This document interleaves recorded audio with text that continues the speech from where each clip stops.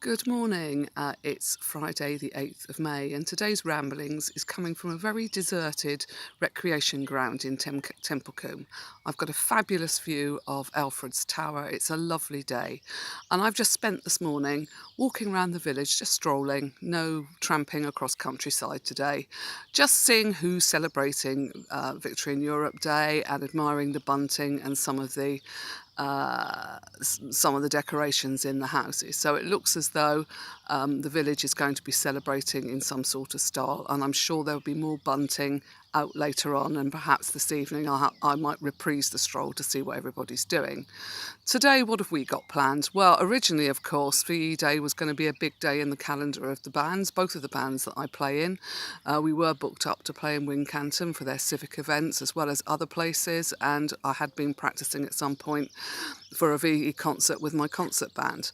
But sadly, none of those events are going to take place. So today over this week, I've been given some sheet music and I've been practicing some of those songs from those years. I did do a rendition of We'll Meet Again last night for the clap, which I think was well received. And people who know me, I'm not a soloist. I like safety in numbers, so it did take a lot of nerve to do that. We're going to be celebrating this afternoon at 4 o'clock with an afternoon tea in our drive, and I think there are other people in my road that are going to do the same. My bunting is up. I've got to go home and make some cheese scones. But as I've been walking around, I've thought, what does today mean for the position that we're in now?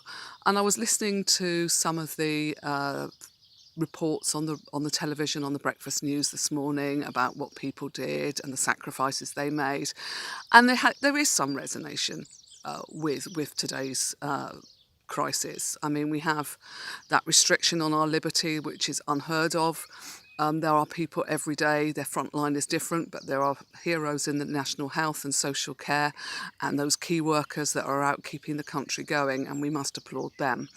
And to capture that national mood through that clap for the NHS workers and the carers. And I think it's a bit sad that there are some naysayers and ne'er-do-wells that don't want to join into the celebrations, that don't really get it, and that's sad because, you know, in these times it's good to get out, meet the neighbours and do some collective, and maybe these people have perhaps misjudged the national mood, or they just don't want to do it for whatever reason, but that's up to them. But it's a shame.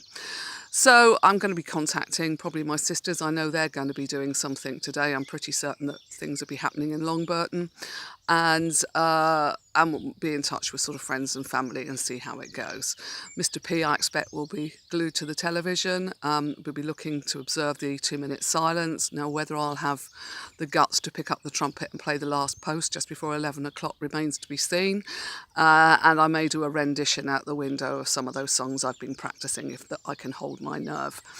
I hope everybody is well. Enjoy the day. Enjoy the day in your special way, and I look forward to hearing from you all soon.